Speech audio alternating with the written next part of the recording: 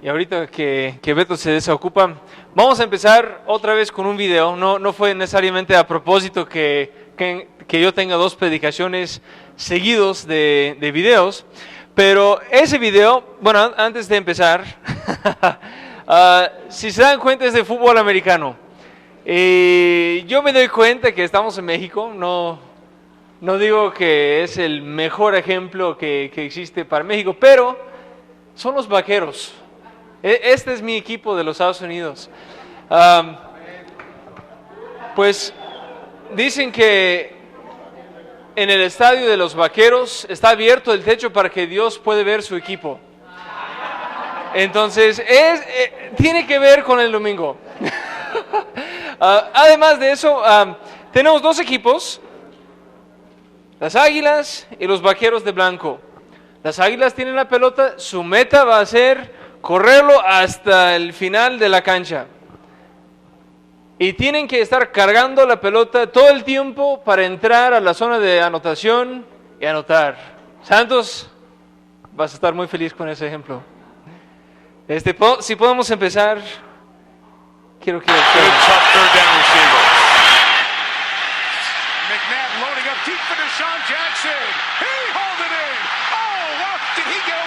Ahora quiero que observe muy cuidadosamente, porque él hace un baile muy bonito. Aquí al final, mira, lo atrapa. Su baile, bueno, ahí lo cortaron. Es la misma jugada como 6 veces. Su baile, a ver. Es lo bonito del fútbol americano. Pero cuidadosamente quiero que vean algo. ¿Dónde suelta la pelota? Secondly, if you say he didn't, let's stop and do the news first. Oh. It's such a long play, you won't have a look right down the goal. Ya lo puedes quitar, Beto. That is very close. The evidence would lead me to believe. Ahora, él, ¿en qué estaba pensando? Yo tengo una idea. Él estaba pensando en su baile. Y estoy casi seguro porque lo tenía planeado desde antemano, ya lo había atrapado y él estaba pensando, ¿cómo voy a bailar? Y entonces, antes de anotar, suelta la pelota y de hecho, después muestran que no gana ningún punto por haber soltado la pelota antes de entrar a la zona de anotación. Él básicamente perdió la vista de la meta real. Su meta era bailar. Y en realidad su meta hubiera sido ganar puntos para su equipo.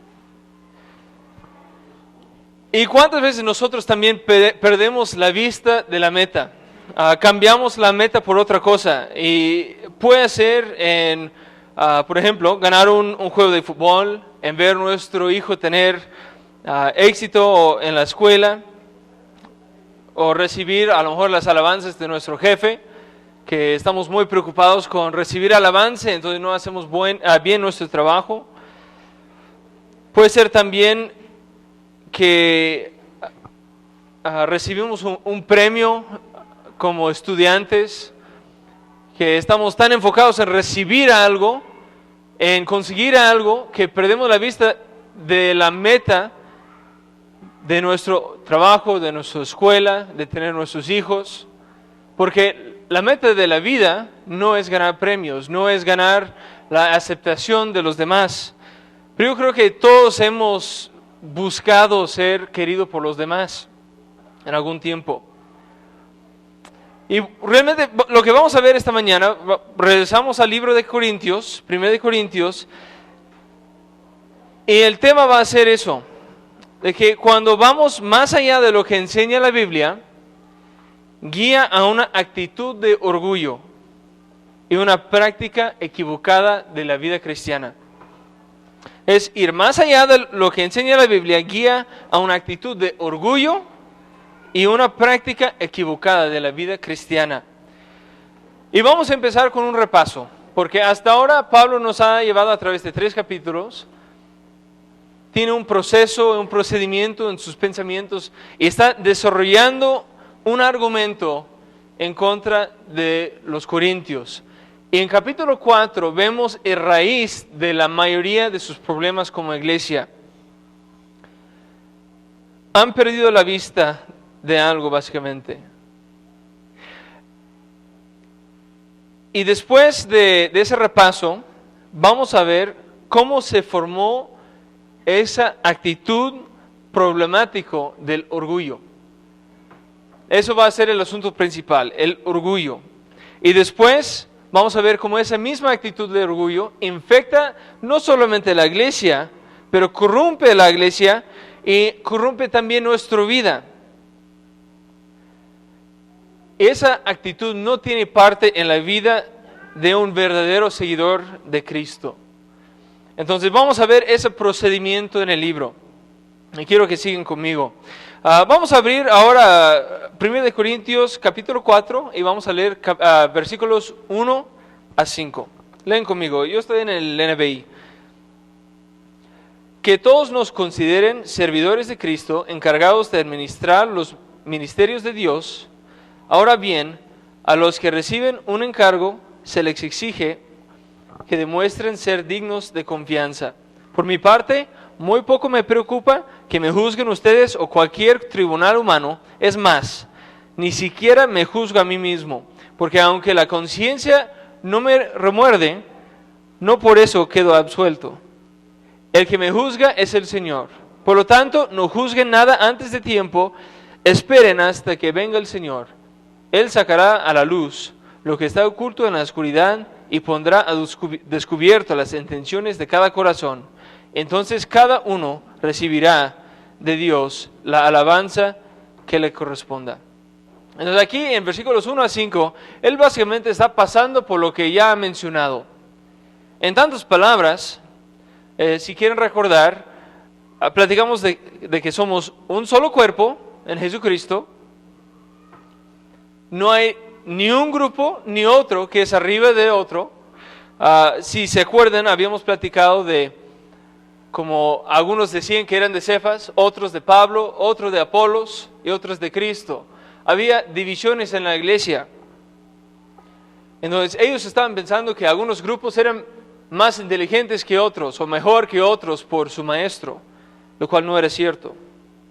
También habíamos platicado en capítulo 2 de las cosas secretas del Evangelio.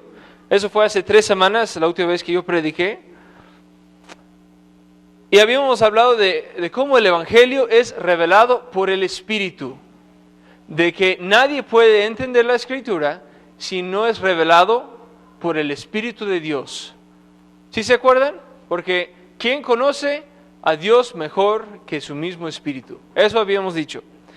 Luego en capítulo 3, la semana pasada, nuestro hermano L había predicado acerca de cómo Dios juzga y es Dios que conoce realmente el corazón. Y que vamos a tener una recompensa un día. Si se acuerdan, había aquí en el cañón algunas cosas que había escrito de oro, plata y piedras preciosos. Y luego también de paja, de madera y cosas que se pueden quemar. Que algún día vamos a ser premiados según lo que hemos hecho con nuestra vida aquí en la tierra, si somos cristianos. Entonces, si recibimos premios de madera, paja y ese tipo de cosas, y pasamos por el fuego, ¿qué va a quedar? Nada, se va a quemar. De igual manera, si recibimos piedras preciosas, oro y plata, ¿qué va a quedar? Piedras preciosas, oro y plata, porque esas cosas no se queman, no se convierten en cenizas. Vamos a tener algo que entregar a los pies de Cristo cuando estamos delante de Él. Entonces eso fue la semana pasada, de que tenemos una meta. Y esa meta es alcanzar el cielo, alcanzar el premio, la comendación de Dios un día. Y también en esos primeros 5 versículos, Pablo empieza a tocar en un tema que es el contraste de lo que va a tocar aquí en el siguiente versículo. Él dice la palabra servidores, en versículo 1, dice que todos nos consideren servidores de Cristo. Y esa palabra es una palabra que es nada más usada esta vez en la Escritura. No hay otra palabra como esa en la Escritura. Y su raíz es una raíz muy interesante. Tiene que ver con un barco y alguien que rema en un barco. Y no sé si alguna vez han visto la película de Ben-Hur, pero es una película que fue hecha en los años 60, alrededor del tiempo de los 10 mandamientos con Charlton Heston. Pero esa película tiene Ben-Hur como un seguidor de Cristo, era un hombre rico que fue arrestado injustamente y lo metieron como esclavo en un barco, y no en cualquier posición en el barco. Había 3 niveles de remas, pues los más arriba que eran para la batalla, pues las de en medio que era si querían llegar a un lugar más rápido, y luego primera velocidad eran los que estaban hasta más abajo, tenían la rema más corto, y ¿saben qué? Si se iba a hundir el barco, ¿quién iba a ahogar primero? Hasta más abajo.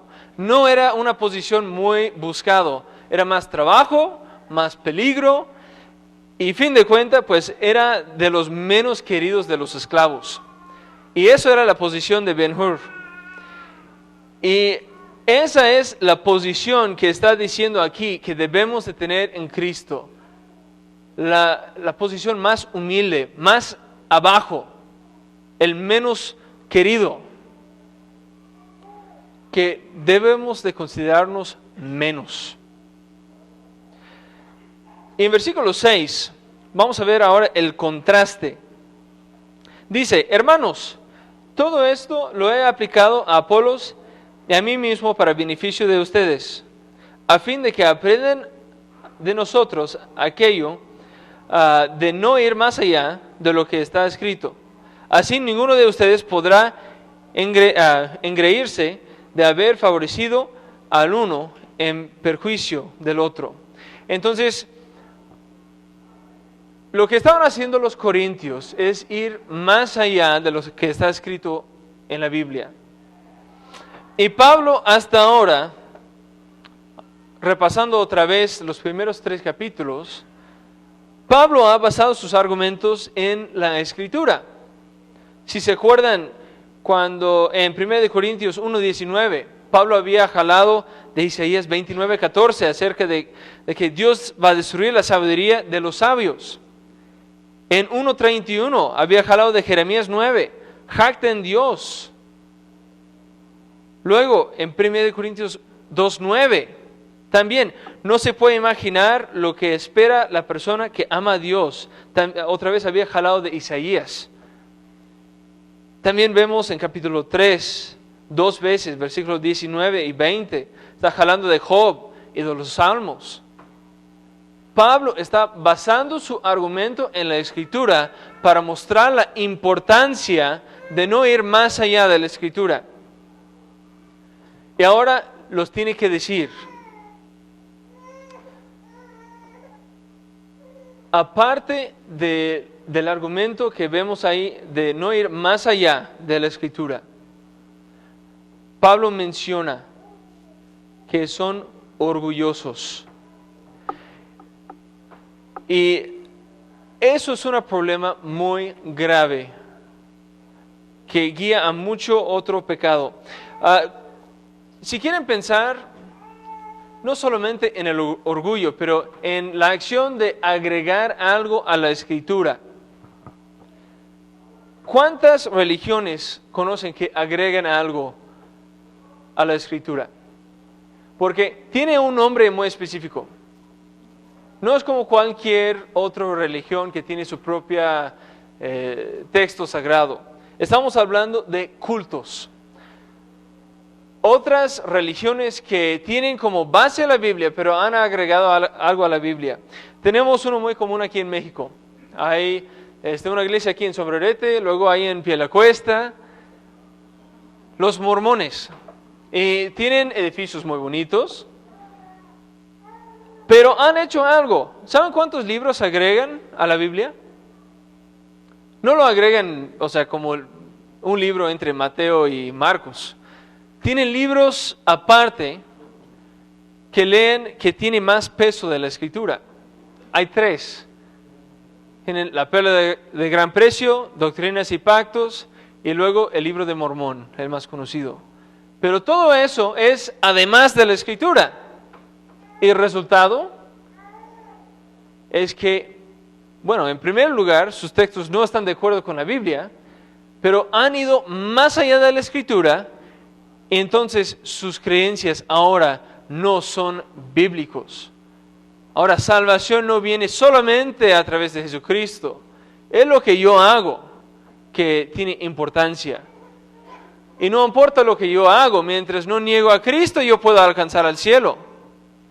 Si reconozco que es una persona y no vivo tan mal, yo puedo alcanzar el nivel más bajo del cielo.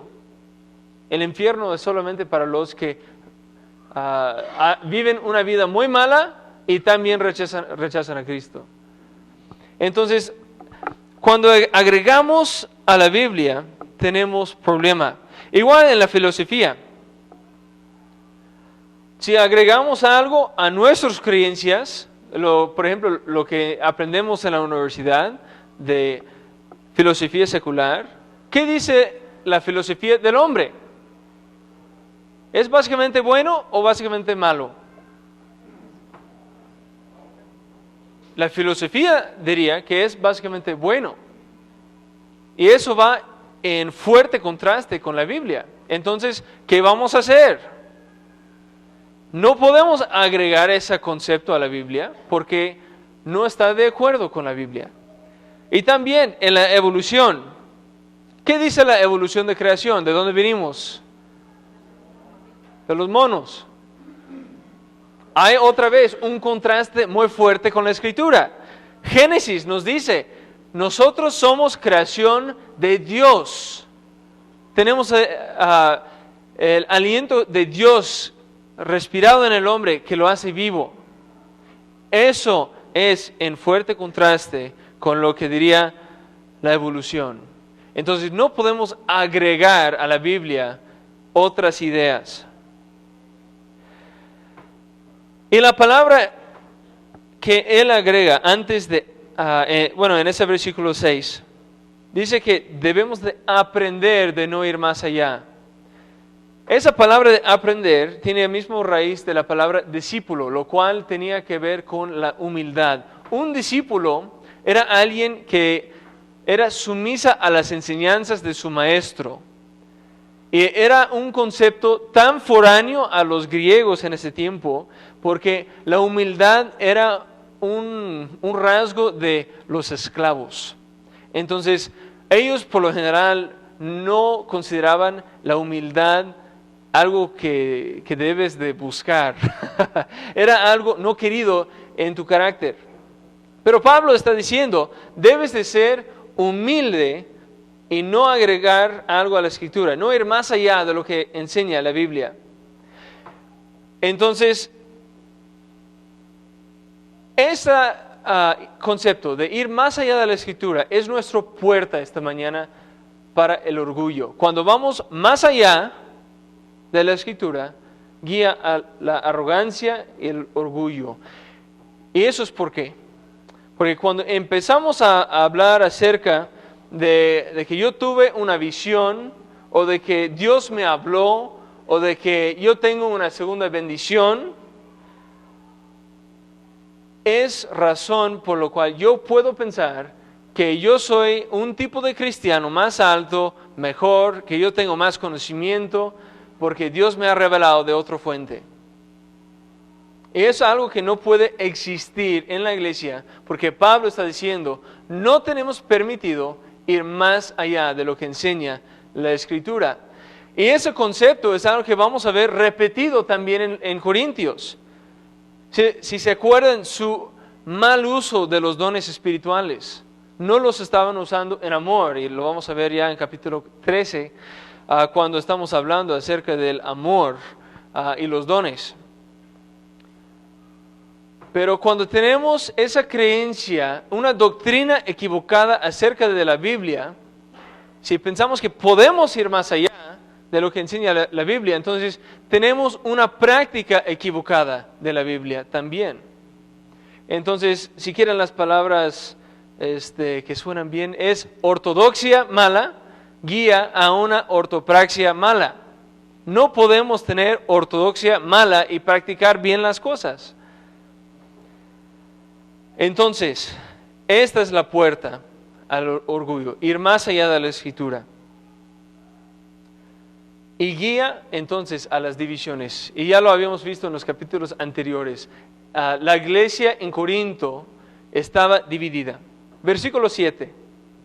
¿Quién te distingue de los demás? ¿Qué tienes que no hayas recibido? Y si lo recibiste, ¿por qué presumes como no te lo hubieran dado? Y aquí eso se llaman preguntas retóricos. Porque Pablo está preguntando cosas, pero no está esperando una respuesta. Si se acuerdan, es una carta. Realmente no pueden contestar sus preguntas como quiera. Pero él está preguntando, ¿qué tienes que no hayas recibido? La respuesta fácil, nada. Entonces, Pablo está comprobándoles, si no recibiste nada, ¿por qué estás jactando como recibiste algo? Como tú hiciste algo. Es como presumir por algo que realmente no tienes. Me acuerdo de hecho de una historia que yo escuché de niño. No sé si existe aquí en México. Yo sé que ha sido traducido en varios idiomas. ¿Han escuchado la historia del nuevo ropa del emperador? Sí, ok, al menos es conocido. Yo tenía preocupación que no lo iban a conocer. Pero básicamente hay un rey. Y ese rey es tan preocupado con su forma de verse delante de la gente, que él quiere contratar a tener nueva ropa hecha para que está a la moda y que se ve bien delante de la gente. El problema es que la gente que le va a hacer la ropa realmente no hacen ropa. Están ahí para engañar al rey, recibir el dinero y realmente no entregarle nada. Entonces, lo que le dicen al rey es lo siguiente: mira, vamos a hacerte ropa especial. Esa ropa solamente puede ver la gente que merece estar en su puesto y que no es menso. Entonces, si la persona no es muy inteligente, si no es una persona tonto o que no merece estar en su puesto, no va a poder ver tu ropa. ¿A qué van a ver? Es la cosa. El rey, cuando empieza a poner su ropa, no lo puede ver. Entonces él no va a decir nada, claro, porque significa que no mereces ser el rey. Pero va a ir en un desfile para mostrar su nueva ropa y nadie lo puede ver. Entonces, pero nadie quiere decir nada porque no quieren ser la persona que es tonto, ¿verdad? Entonces él sale en desfile, el rey no puede ver su ropa, la gente no puede ver su ropa, hasta que llega un niño que no sabe qué está pasando en cuestión de ser tonto, no merecer tu puesto. En inocencia dice: no trae puesto ropa. Tanto quería ese rey ser bien visto delante de su gente, que él estaba dispuesto a hacerse el ridículo. Esto es el problema. No podemos tener una actitud de orgullo como creyentes. Es la actitud que tenían los corintios. Eran vanos dentro de la iglesia y luego fuera de la iglesia también vamos a ver que eran vanos. No era solamente una actitud dentro de la iglesia, no sería un problema. Ahora lo vamos a llevar fuera de la iglesia y vamos a ver qué dice la gente acerca de su orgullo. Versículo 8. Ya tienen todo lo que desean, ya se han enriquecido, han llegado a ser reyes, y eso sí nosotros. Ojalá fueran de veras reyes, para que también nosotros reináramos con ustedes. Y aquí es muy interesante cómo está hablando Pablo, porque la primera vez que yo lo leí, a lo mejor ustedes también decían, bueno, ¿cómo? No lo entiendo muy bien.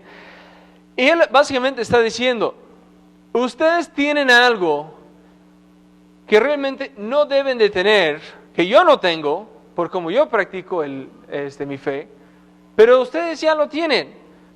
Tienen lo que desean. Son ricos. Han llegado a ser reyes. ¿Eso suena como la vida normal de un creyente? Es lo que tenemos que preguntar. Porque la forma que está practicando Pablo no tiene ese resultado. Entonces, el problema no es solamente la actitud de orgullo, sino la práctica de orgullo. ¿A qué se llevaba su orgullo dentro de la iglesia? Yo soy de Cefas, yo soy de Apolos, yo soy de Pablo. Guiaba a divisiones. Era una iglesia dividida y tenía grupitos arrogantes. Que nosotros somos mejor que ustedes porque somos de Apolos, que estudió en Alejandría. Nosotros somos de Pablo. Él era fariseo. Él sabía bien de lo que decía. Y son cosas que realmente no deben de existir. Ya lo platicamos y ahí lo voy a dejar. Pero ahora vemos que su práctica no es solamente dentro de la iglesia, que está también afectando su vida fuera de la iglesia. Que cuando tenemos un pecado de orgullo, es un raíz. Y no solamente va a afectar una fracción de nuestra vida. No podemos distinguir la diferencia entre nuestra vida en la iglesia y nuestra vida afuera cuando estamos hablando de orgullo. Va a afectar más. Y de hecho, la naturaleza del pecado es que quiere más. Si no es refrenado, va a dominar tu vida. Entonces, ahora vemos divisiones en la iglesia y fuera de la iglesia. El orgullo los está guiando a desear lo que no les toca ahora. Un día vamos a ser reyes con Cristo. Un día vamos a tener todo lo que deseamos con Él en el cielo. Un día vamos a ser ricos en el cielo. Pero esta vida no es lo que nos toca ahora.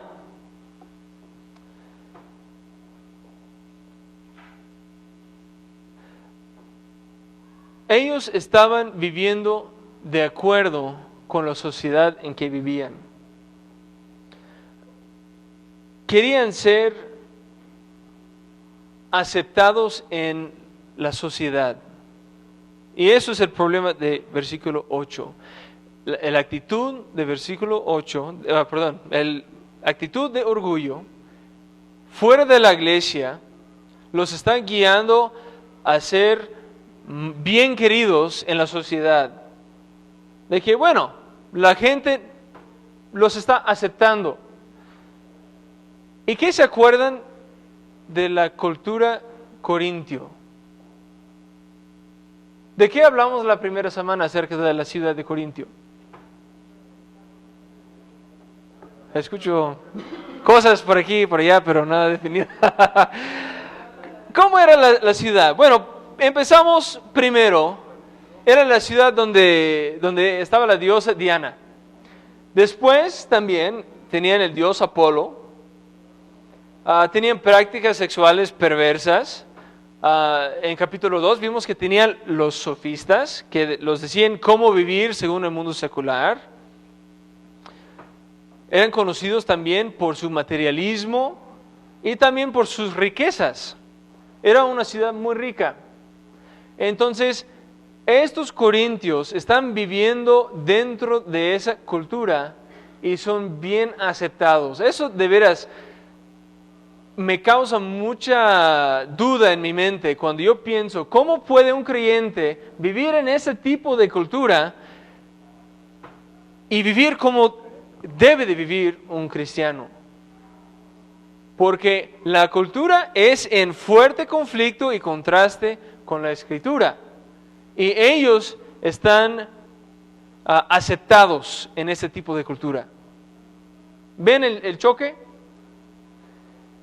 Entonces, en la cultura mexicana, eso es cómo lo vamos a conectar. Porque los corintios, por orgullo, querían ser aceptados en la cultura de Corinto. Entonces estaba guiando una práctica equivocada de su fe. No estaban viviendo como debían vivir. Y nosotros, en la cultura mexicana, si pensamos cómo es la cultura mexicana, hay cosas buenas y malas, pero en el enfoque de lo que no está de acuerdo con la Biblia, ¿cuántas cosas hay?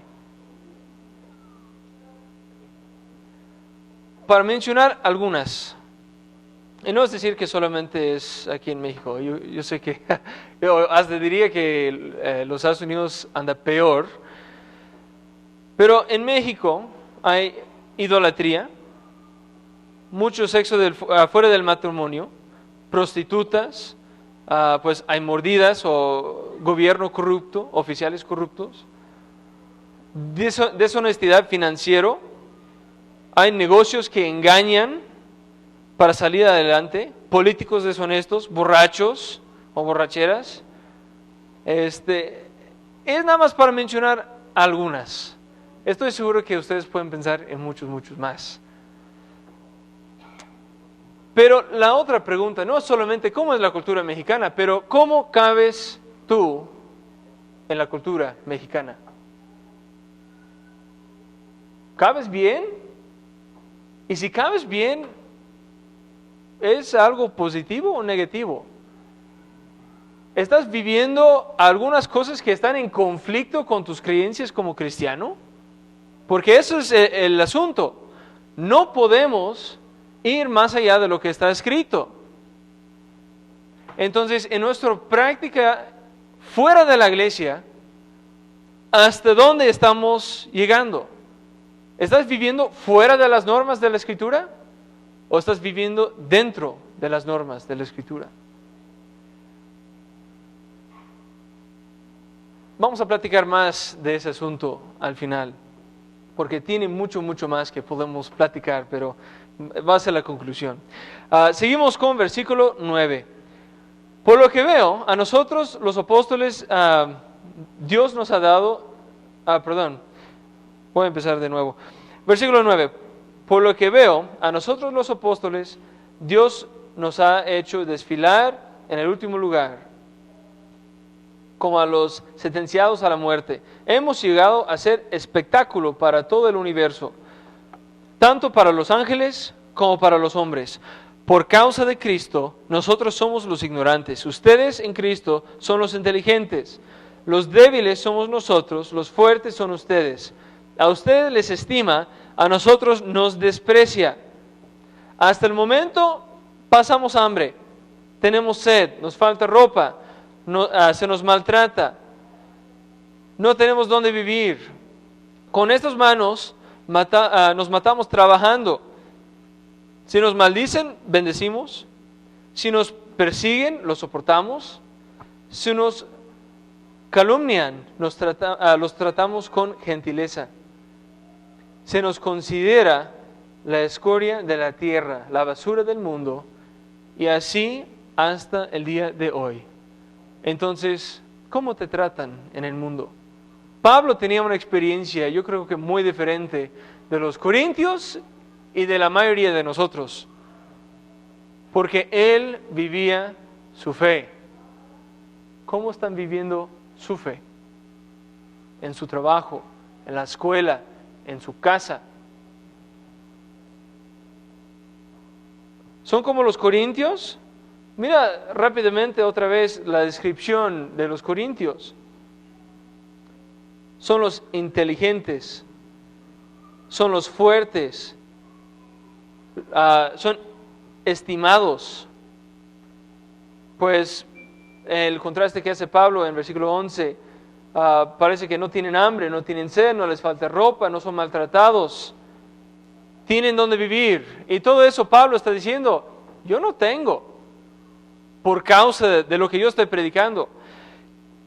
Y si piensan en la vida de Pablo, en cualquier ciudad donde él iba, tenía básicamente el mismo resultado. Él tenía un ministerio muy difícil. Pablo estaba muy familiarizado con dolor y rechazo. Y si quieren leer básicamente cómo era el ministerio de Pablo en cuestión de castigo, de angustia, no era tanto castigo. Vemos en 2 de Corintios, versículo 11, 23 a 27. Empezamos en la segunda parte de 23. He trabajado más arduamente, he sido encarcelado más veces, he recibido los azotes más severos, he estado en peligro de muerte repetidas veces, 5 veces recibí de los judíos los 39 azotes, 3 veces me golpearon con varas, 1 vez me apedrearon, 3 veces naufragué y pasé un día y una noche como náufrago en alta mar.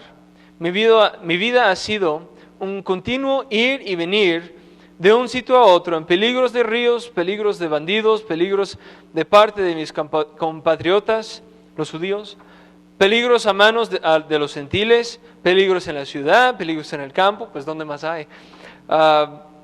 Peligros en el mar, peligros de parte de falsos hermanos. He pasado muchos trabajos y fatigas, muchas veces me he quedado sin dormir, he sufrido hambre, sed y muchas veces he quedado en ayunas. He sufrido frío y desnudez. Eso era la vida de Pablo. Y ahora, de repente llegamos a una ciudad donde ha evangelizado Pablo y que existe una iglesia que no tiene el mismo resultado. Muy interesante, ¿no? Que los corintios no están teniendo la misma experiencia que hemos visto en la mayoría de las ciudades donde ha visitado Pablo.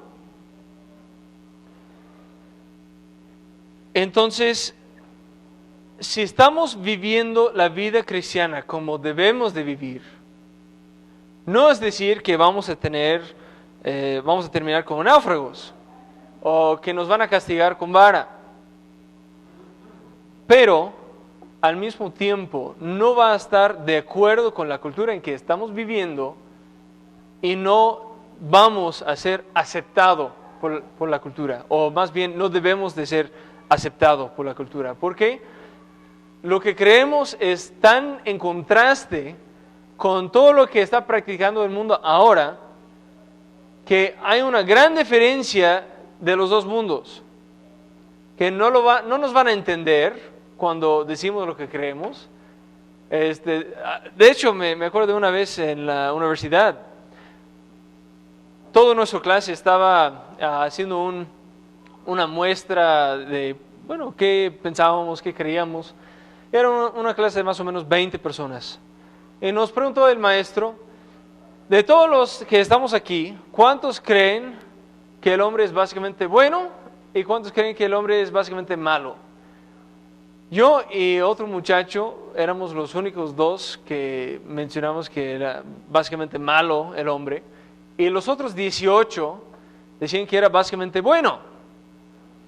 Y hasta me preguntó el maestro, oye, ¿por qué tienes un punto de vista tan negativa?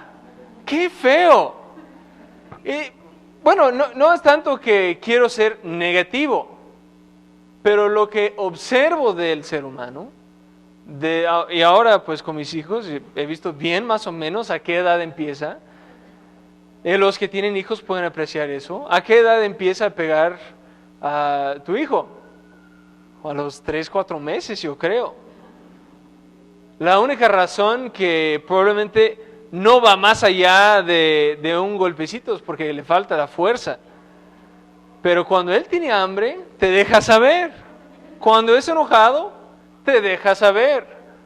Entonces, por eso yo le dije, no es tanto que yo quiero tener ese punto de vista, pero por lo que me dice la Escritura, y por lo que yo observo, el hombre no es básicamente bueno. Y sabemos que el hombre nace con una naturaleza malvada, con un corazón manchada de pecado. Y eso nos separa. Eso es un ejemplo. ¿Y cuántas cosas hay en la Escritura que no están de acuerdo con la práctica de hoy en día? ¿Cuántos de ustedes han tenido familiares o amigos que te preguntan, oye, ¿por qué no vengan y pues vamos a emborracharnos, a tomar el mariachi? Y de veras, nos separa. Es algo tan común. ¿Cuántos tienen amigos que lo hacen cada fin de semana? Yo tengo 2 años aquí y yo conozco gente que lo hace. Entonces, realmente tenemos algo que nos aparta de la cultura. Y tenemos que tener como cristianos mucho cuidado cuando aceptamos ser popular o aceptado o querido dentro de la cultura, porque no es algo, generalmente hablando, que describe el cristiano. Hay cosas que están de acuerdo, no es decir que tenemos que ser diferente en cada cosa. Las cosas que no están de acuerdo con la Biblia es donde tenemos que separarnos. Entonces, así fue con Pablo. Él se separaba de la cultura, las cosas que no estaban de acuerdo con la Escritura, y así es hoy en día. Seguimos en versículo 14. No les escribo esto para avergonzarlos, sino para amonestarlos como a hijos míos amados. De hecho, aunque tuvieron ustedes miles de tutores en Cristo, padres sí que no tienen muchos. Porque mediante el Evangelio yo fui el Padre que los engendró en Cristo Jesús. Por lo tanto, les ruego que sigan mi ejemplo. Con este propósito les envié a Timoteo, mi amado y fiel hijo en el Señor. Y les recordará mi manera de comportarme en Cristo Jesús, como enseñó por todas partes y en todas las iglesias. Entonces, Pablo no quiere que lean la Biblia nada más. Eso sí es importante, es parte del crecimiento normal del creyente. Pero Pablo quiere su madurez en Cristo. Quiere que sigan en su fe, que no queden como bebés. Entonces, Pablo tiene un deseo para ellos de un padre para sus hijos.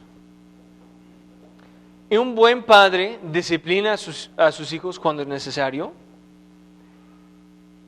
pero con un fin. Están esperando que un día va a seguir ellos mismos un buen camino. Que no tiene que seguir tras de ellos diciéndoles, oye, tienes que hacer eso a los 30, 40 años. Oye, no debes de hacer eso.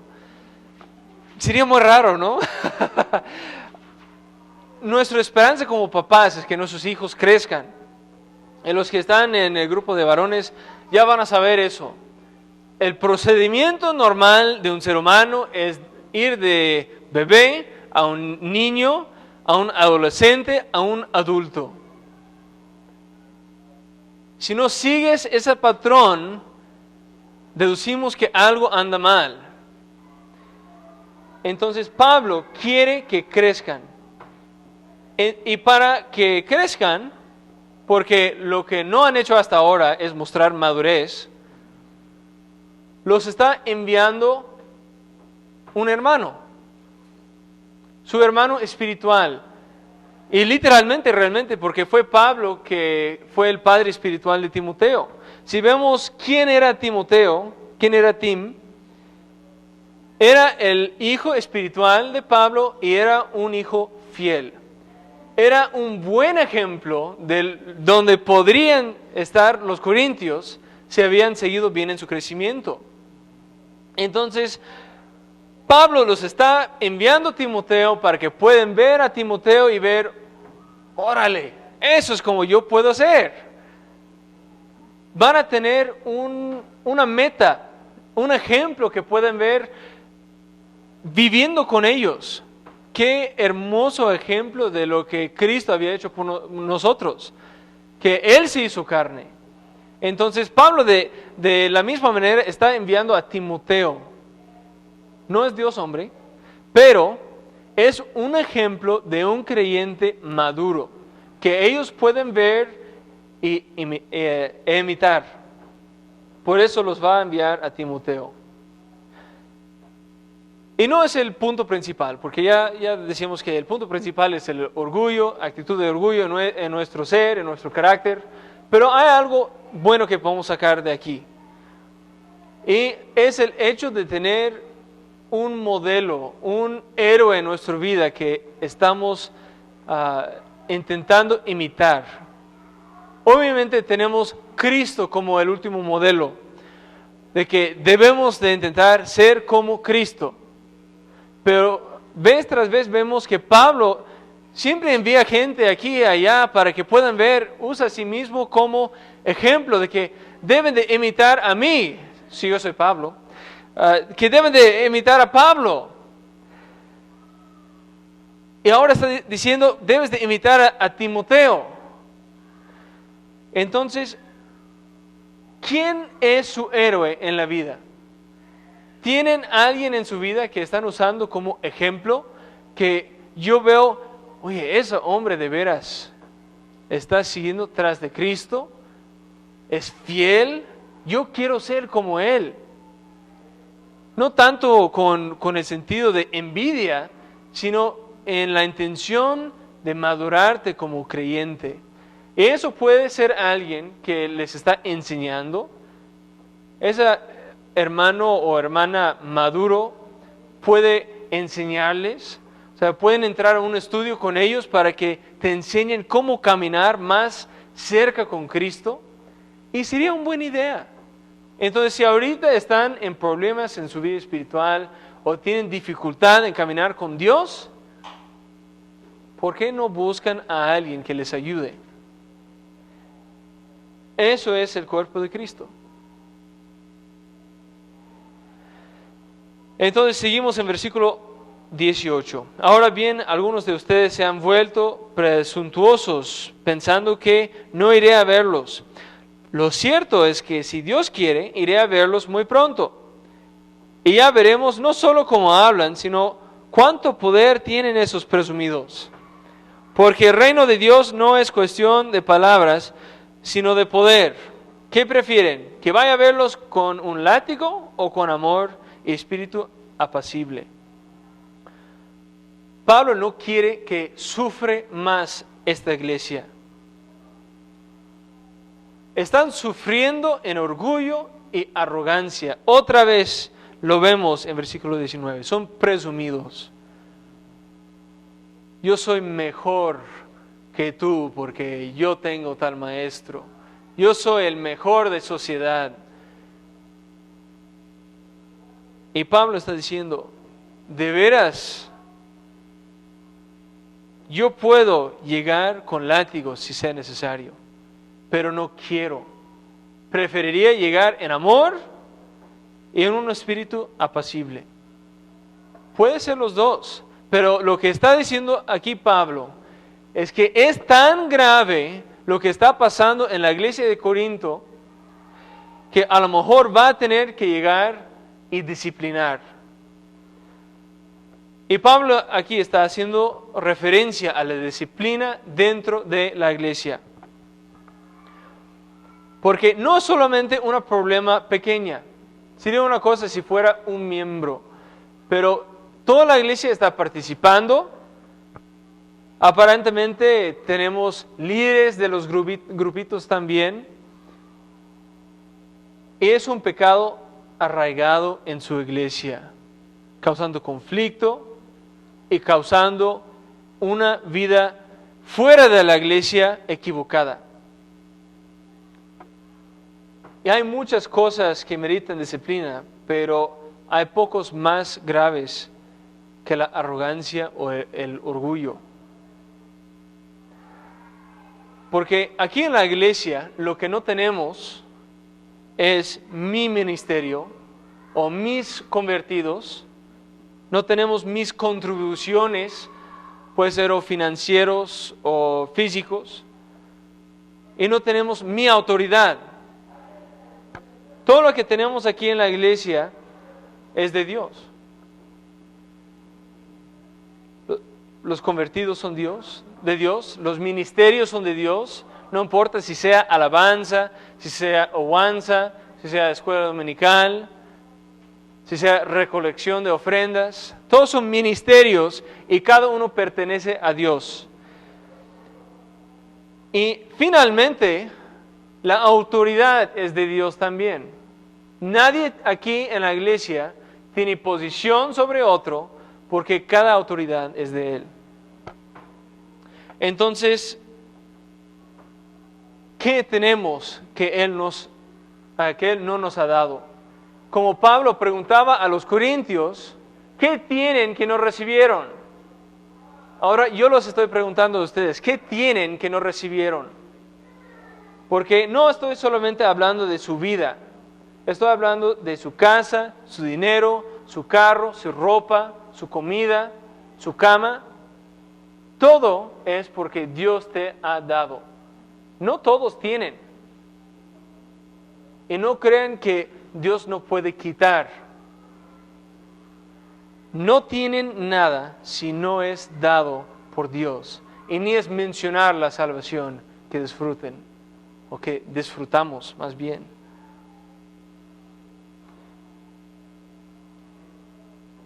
Nosotros somos de Dios.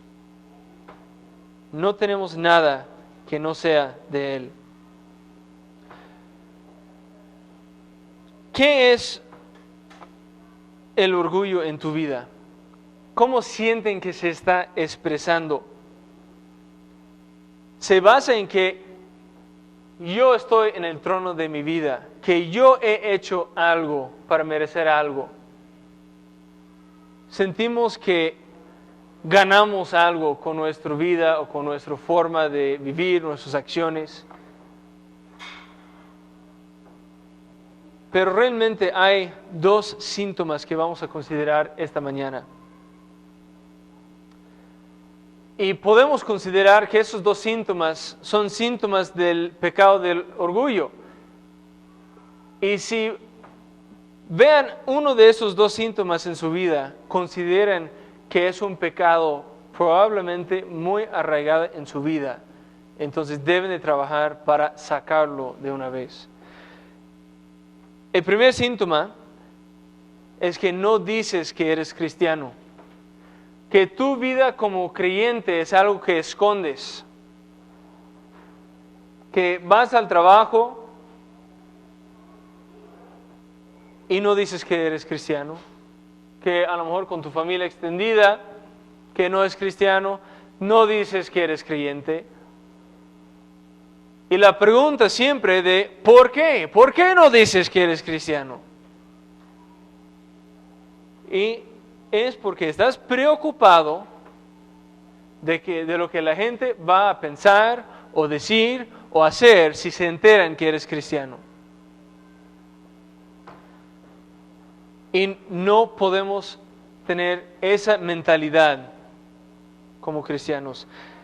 Qué bueno que Cristo no se consideró muy importante para nosotros. A Cristo no le importó ser considerado un siervo de los seres humanos.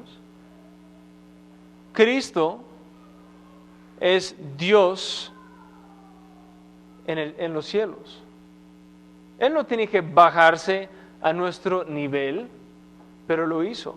Vemos en Filipenses 2, 5 a 8, no tienen que ir ahí, lo ponemos aquí en la pantalla. Dice, que haya en usted el mismo sentir que hubo en Cristo Jesús, quien siendo en forma de Dios, no estimó a ser igual a Dios como cosa de aferrarse. Es decir, Él era igual con Dios. No era algo que Él tenía que alcanzar un día, ya lo tenía. Versículo 7 dice, sino que Él despojó a sí mismo y tomó forma de siervo y se hizo semejante a los hombres. Estando en la condición de hombre, se humilló a sí mismo y se hizo obediente hasta la muerte. Y no cualquier muerte, sino muerte de cruz. La más humillante que existía en el Imperio Romano. Entonces Dios no se consideró tan importante su estado como Dios para no salvarnos. Él se humilló y anunció a todo el mundo: yo soy ahora en la carne, como ser humano, como un ser creado. Y que todavía nos dé pena de mencionar su nombre. Que no sea así. Eso es síntoma número 1. Que no decimos que somos cristianos. Síntoma número 2. Dices que eres cristiano, pero no vives como debes de vivir como cristiano. ¿Suena común o familiar? Es lo que acabamos de ver con los corintios. Decían que eran cristianos, pero no vivían como debían de vivir. Entonces, tiene el mismo fuente que el primer síntoma de orgullo. Que pensamos muy alto de nosotros mismos. En el primer caso, yo pienso muy alto de mí mismo y no quiero bajar no quiero que la gente piense menos de mí. Porque yo pienso que yo soy muy importante. Y ahora yo voy a vivir como yo quiero vivir para que no hablen mal de mí, para que no piensen mal de mí. Voy a tomar una copa más de lo que debo de tomar porque me están presionando. Y no quiero que piensen que soy seco. No quiero que piensen que no soy divertido. Entonces voy a hacer lo que dice la gente, lo que dice el mundo que debo de hacer, para que yo soy bien querido con ellos. Entonces, cuando vivimos como un cristiano debe de vivir, es una vida de humildad.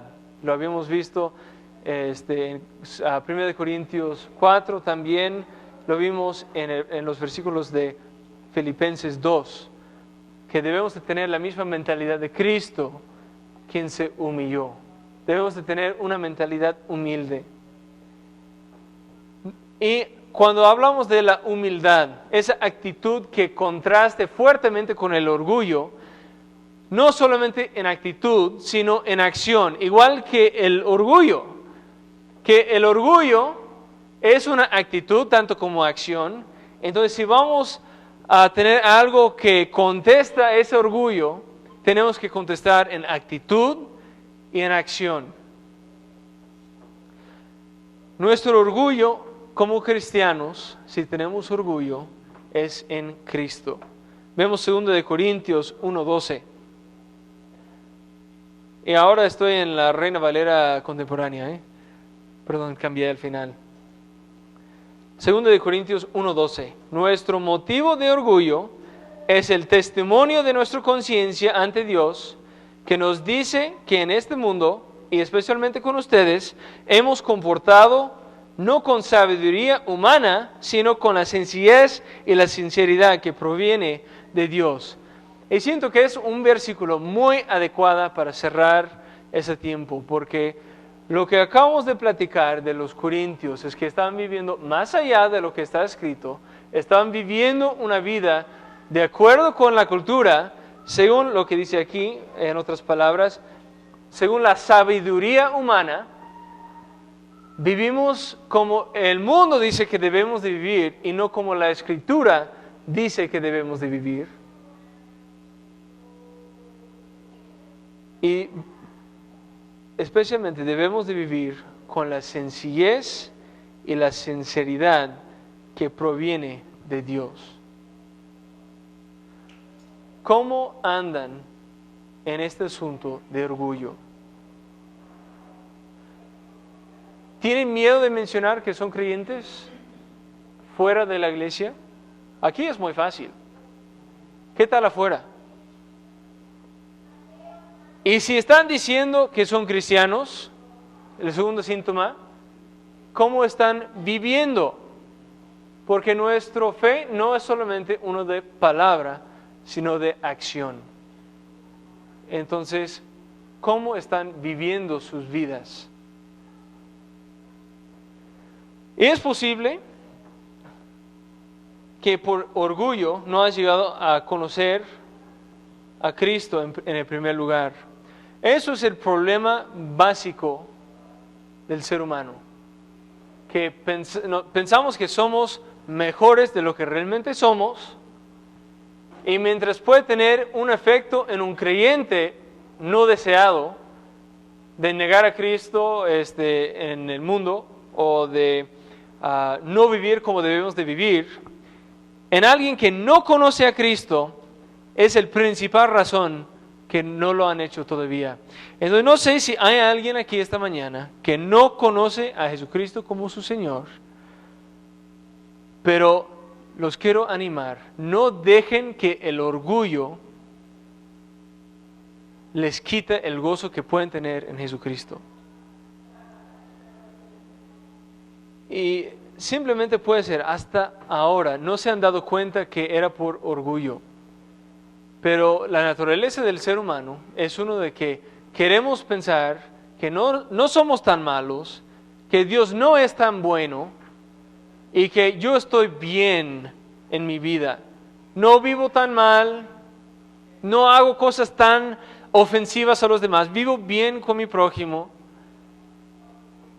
Pero el asunto es que tienes pecado en tu vida.